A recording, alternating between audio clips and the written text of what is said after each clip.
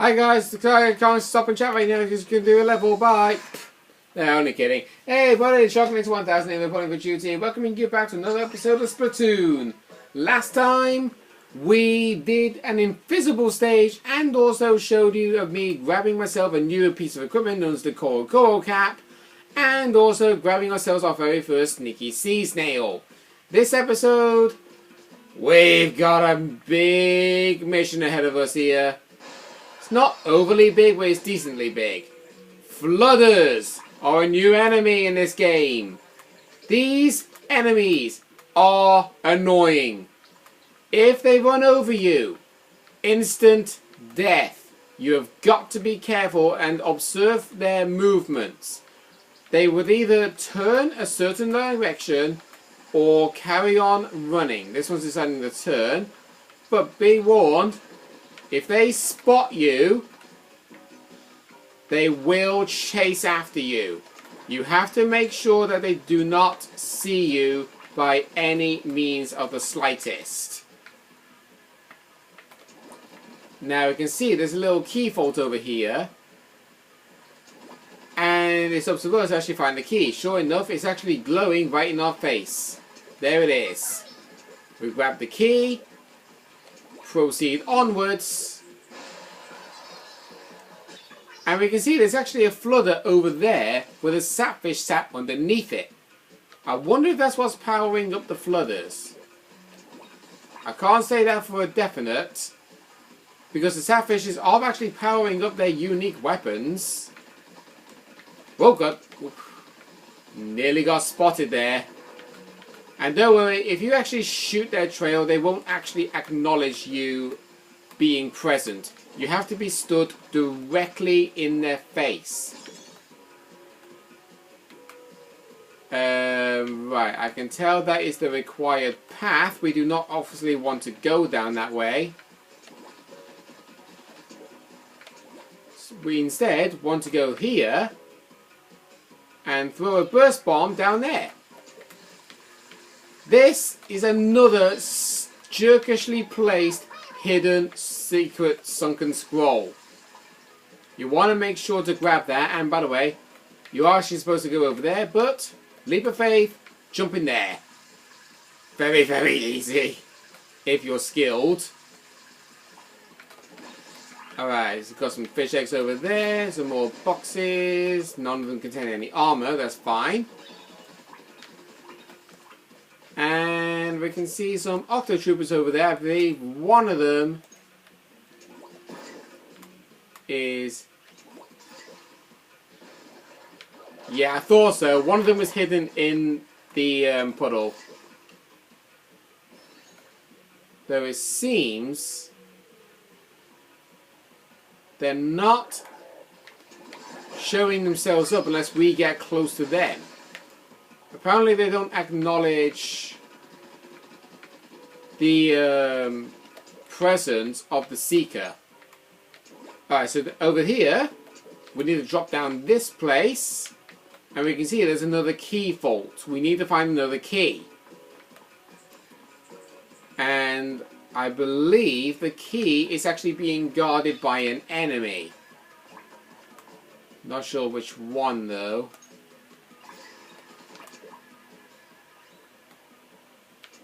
Right, it's just ink up all the rest. See, like that. There was literally two Octotroopers sat here and here. The Seeker went past them and it didn't actually acknowledge that they were there to kill them. We can actually see there's some Octotroopers up there. I'm not sure if the key actually lets us go up that way.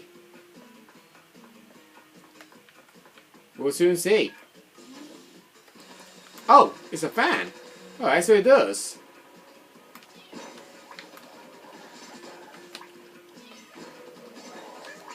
There we go. Got rid of them. And now onto the super jump. Super jump. Now, final checkpoint. This is an interesting one. The key is hidden again, and it's exactly the same case scenario as it was when we first started the level except it's much more bigger. There's even... Wow. Way to spoil it! Yeah, there's actually a hidden Octotrooper underneath their colour ink, and that one was actually the one was guarding the key. I was hoping for it to be more of a challenge than that. But he just decided, hi, do you want a free key? And then he just stupidly gave me it. I believe, can we actually... Doesn't seem it. There are some fish eggs over there I actually wouldn't mind grabbing. Alright, some more down that way.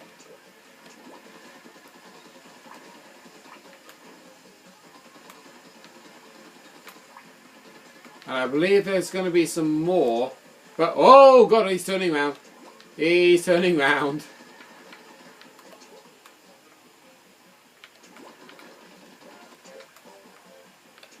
Okay, he decided to go around this way. Okay, so we'll go around here. Some more fish eggs down this way. Yeah, there's some more found. There's like 3 eggs located on every single corner.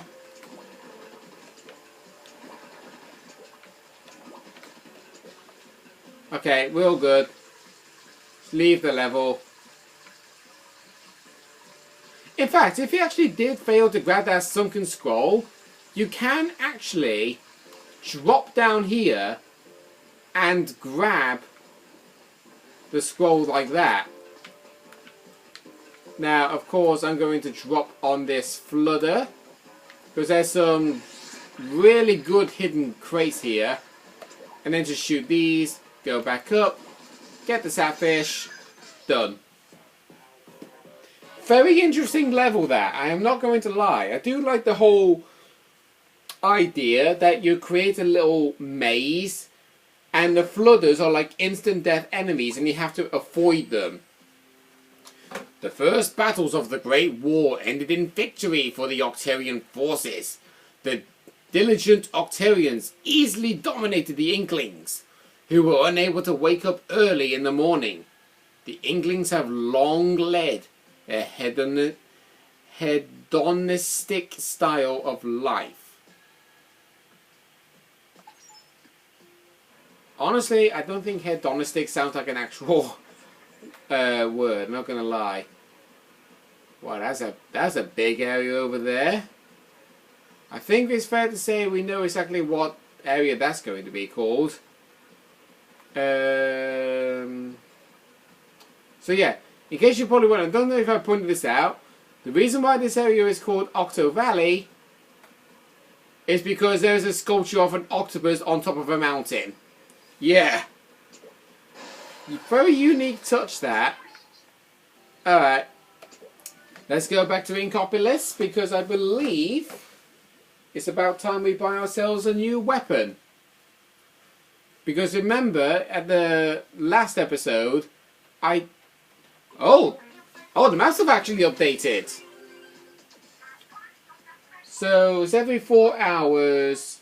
So like 7, then 11, then 3, then 17. Alright. So I have to remember every time when it's like 3 AM, 7 PM, 11 AM, 3 PM, 7 PM. So it's every 3, 7, and 11 hour. Okay. Right, it's Inkopolis news time. Let's see what the regular battles are this time. Walleye Warehouse. Didn't you get trounced on this stage the other day? I tried out a new weapon, but it wasn't for me. I'm with you on that, Marie, because we tried a new weapon of the blaster a few episodes ago, and things did not go so well. Blackbelly Skate Park once again. Today's youth are so spoiled. I'm pretty sure we still count as today's youth. Alright. Whenever I come here, I get mobbed by fans. They must think you're someone else. Oh, looks like it could collapse at any moment. I wonder if anyone is keeping it maintained. That actually is kind of interesting, Nat. I mean, we've actually not encountered that stage before. But also, as far as I recall, it is a brand new ranked battle. We obviously had Splat Stones, and I did mention that there's 2 other ones, being Rainmaker and Tower Control, and we've not done a single one of them. I think you know what we're going to be doing. We're going to get introduced to the new weapons. So we've been introduced to the .52 Gal Deco. The .52 Gal Gecko is a standard .52 Gal with a little extra flair added by pro designers, aka you. It's no different in stats, but it does come with Seekers. Yeah, a new bomb. We obviously were using Seekers in that mission. They're going to be a purpose in this episode. Because Seekers will actually sense any inklings you're battling against, and they will lock onto their presence and target them. The only problem is they don't have a good turning point. So you could have an inkling decide to swim towards you, and the Seeker can just turn so slowly they'll actually miss them. Then we also got another new weapon, the Ink Brush No Vouge, just like a regular ink brush, except I'm not going to bother using it. It comes with a new sub-weapon of Ink Mines. These are basically like ground grenades. You set them on the ground and then you run away, and if anybody decides to tread over it in the opposing team, you can tell what's going to happen. And it also comes with Bubbler. Right. Then we got a Hydra Splatling, which comes with Splat Bomb and Echolocator. Not really the good sort of weapon combination. I mean, Echolocator, fine. It helps you know where your opponents are, so when you're charging up a weapon, you can actually avoid them as best as you can. But the Splat Bomb, yeah. Then we got the Lunar Blaster. The Lunar Blaster belies its stylish looks by unleashing extreme explosive power at close quarters. Its firing rate is good, and the blasts cover a wide area, but you'll need the Ink Suka to hit far-off foes. And it's also got Ink Lines as well. Alright. Oh god. Sorry, I actually got stuck then. Right. So, what new weapon are we going to get? Well, definitely not any of these. Right. We are going to get the Jet Squelcher. The Jet Squelcher has significant range. It's basically like a mini Splatling, but it hits a lot further than you think. Yeah, we are going to buy this and equip it right away. And with the fact that it comes with a splash wall, which acts as a protective barrier for you, or a pincer for your opponent so they can't run away from you, yeah, I think it's fair to say you know what we're going to be doing. We're also going to be equipping ourselves with that new cap we got. Look at that. We're like a new badass. Not literally, of course. I've never known myself to be a badass, to be honest. I'm more of a friendly sort of person. Alright. So yeah. Today's battles will be the Rainmaker in Arowana Mall and Bluefin Depot. The Rainmaker is basically like a combination of an Ink Suka and a Splat Bomb. Because, actually, yeah, but actually no, it's kind of a combination of an Ink Suka, Splat Bomb, and a Charger. The reason why is because when you are holding onto the Rainmaker, when you press down the fire button, you see a charging meter. That charge meter is sort of the same thing as a charger before you release a fire. And then when you release that fire, it turns into like an Ink Suka where it goes over walls, but it doesn't like cover turf when it comes to people that are hiding behind the wall. It doesn't hit anybody that's behind the wall. But if the travel of that Inksuka stops, it actually charges up before launching an explosion like a splat bomb, and it covers a good amount of turf. The only problem with it though, it's basically like capture the flag. As soon as you grab it, you have a marker over your head telling your opponents exactly where you are. And with Bluefin Depot, that is not an easy stage to do with the Rainmaker. Okay, so we're going to jump right into the water. Yeah, that's a very good start. Yeah, I very rarely play on Bluefin Depot, so you can understand the logic of the whole me not being used to it. So the Rainmaker always sits in the very center of the stage. Whoever's team is actually like shooting the most ink, you actually have the chance to basically do that. When they grab the Rainmaker, you want to make sure they are killed immediately.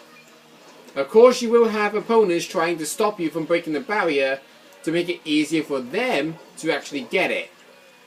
The distance between the middle and the target goal, which always sits in the opposing side, always is a distance of 100. You want to make sure that they do not get that Rainmaker close to the target. And apparently this guy just doesn't have any idea what to do. I think he's just waiting for his teammates, actually.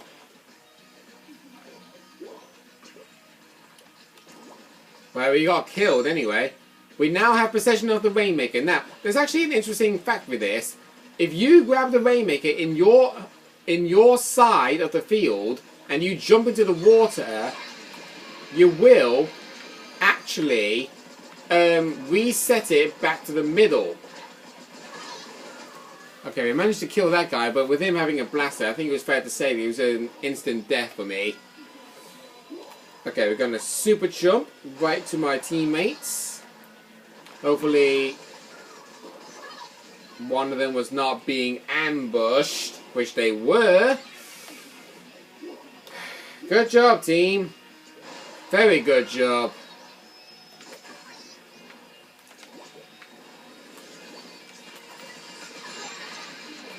There you are. Having the splash wall behind him with a killer whale going for him, I think it can fair to say, okay, we got the Rainmaker now. We've taken the lead, but unfortunately we got ambushed in seconds because the wall needed to be inked and there was a sniper sitting on top of the wall. I can't believe I fell for that thing twice. Okay, we got the Rainmaker. So I need to try and jump to my teammate to help him as much as possible. But unfortunately he got killed, and so did we. So you can see just how stressful this game is. It's basically like a game of rugby. But the only problem is, you can't pass the Rainmaker to anybody in your team. Once you've grabbed it, you're forced with it until you die.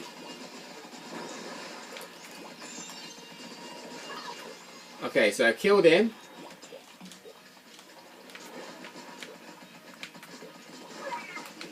Good. We cleared the way.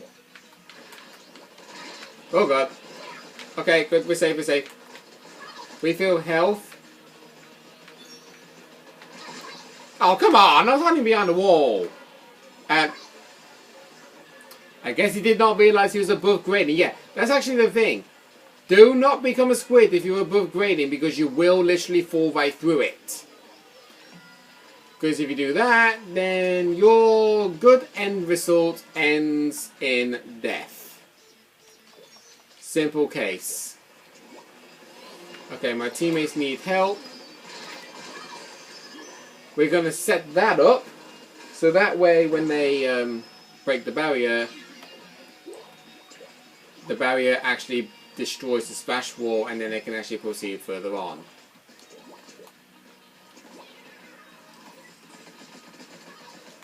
There we go. Oh, jeez. Okay, he's dead. Damn it. The best thing to do is to try and kill them before they set that thing off. So you can see exactly how the Rainmaker performs now. It basically acts like an Inksuka when you fire it. It charges like a Splat Charger. And it also explodes like a Splat Bomb. And my teammate was unlucky because he got exploded. He got killed by the Rainmaker barrier.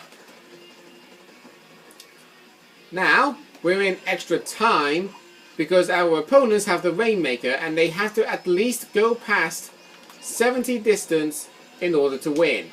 If they don't and they lose control of it like they did there, they automatically lose.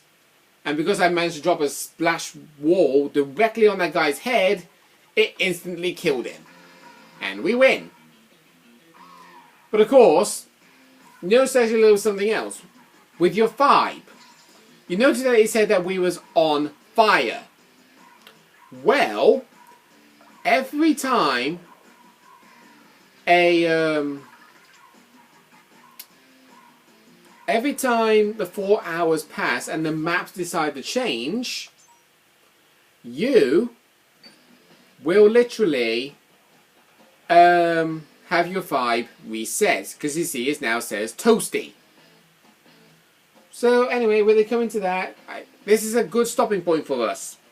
Next time on Splatoon, we'll be trying to find Mission 13, the unlucky mission, to see how well we can do in that. See you guys then.